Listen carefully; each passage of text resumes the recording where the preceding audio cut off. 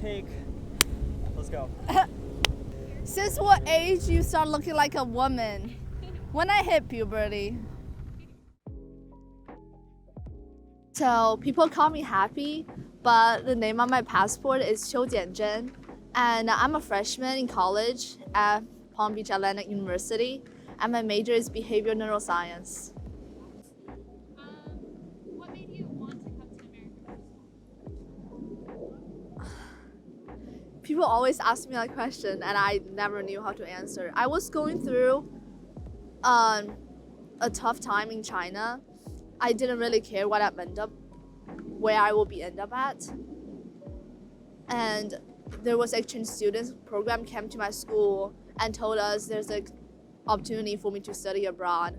So I was like, okay, cool. I remember it was summer 2018. I was 14, and I flew from Shanghai International Airport to San Francisco International Airport.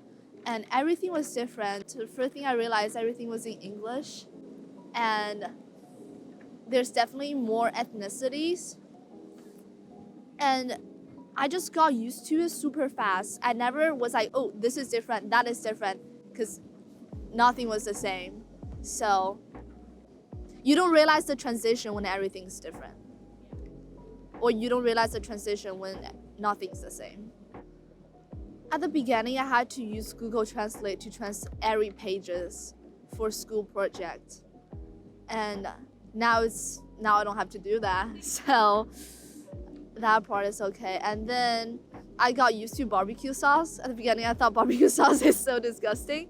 And also green beans, how American make green beans. Like, you guys boil the green bean and just put salt and pepper on it. Like, you should stir fry your green beans. That is way better.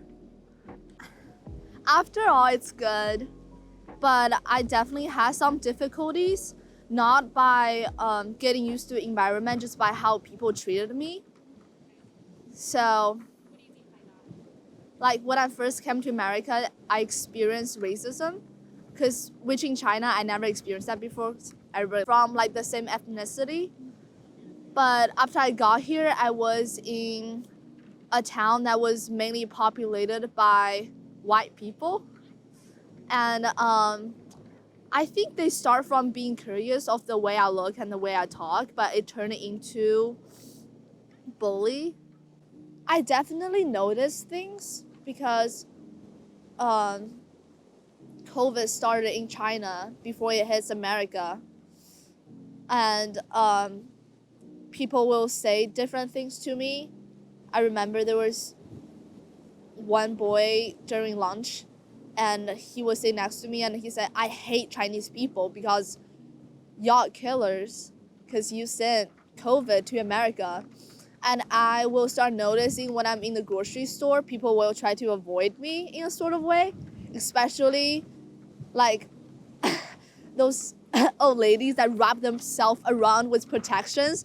Every time when I walk past, they were like, yeah. But like, it wasn't too bad.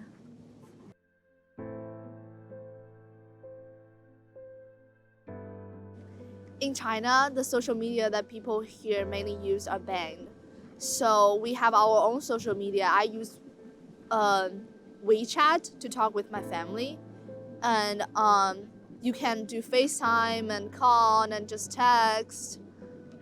And I use that to talk to them. I used to, when I first came to America, I talked to them maybe once a week, like on the phone. Yeah, I went back to China after a year, and then I came back. And that was the last time I was in China, summer 2019. I haven't been back home for 2.5 years because of COVID. And my family back in China, they missed my high school, and they missed my high school graduation. They missed my move in to college, and they wasn't physically there when my soul was being reborn again, when I was being saved by the Lord. When I visit PBA, I remember driving on the street, I saw the cross from chapel. I was like, I'm not coming here. because I thought a Christian university is gonna be stiff, it's gonna be religious, and I don't want to do anything with that. And then something crazy happened.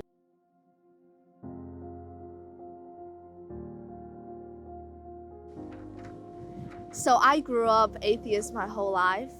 I hated God, which I mean the God from Christianity. I remember going to Buddha's temple with my grandparents, and I got saved the beginning of this year. The night I got saved, I was sitting down. I had a list of questions in my phone I was about to use to debate with Christians, and God just put a vision in my head, and it ended up none of them said a single word. I kept talking the whole night, and at the end I was like, I'm a Christian and this is great and we should go spread out this gospel. So that weekend I went to St. Louis, Missouri, and I passed out food and Bible verses to the homeless and prayed with them and shared the gospel with them. So God just changed my life in a miraculous way. Like a night before I was an atheist, a night after I was a disciple of God. God has rewarded me by seeing my dad getting saved. A couple of days ago, actually the beginning of last week on the call with him, he surrendered his life to Christ. And that was just great because I've never really had a connection with my family the past 2.5 years, but God has been connecting us this way. Like we're aiming the direction towards his grace. And my dad is now supportive of me to do a discipleship training school at Germany. I wanted to devote my life for mission. So if the Lord are willing to provide, and if this is the purpose of my life, I will be leaving PBA and go to Germany next September.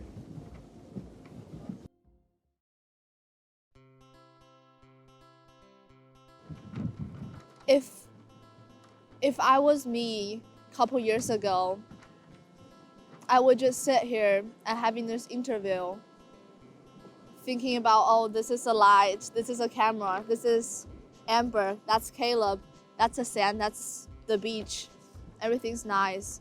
But now, I will think all that, and then I will think, I'm so thankful, I'm so blessed because God created all this.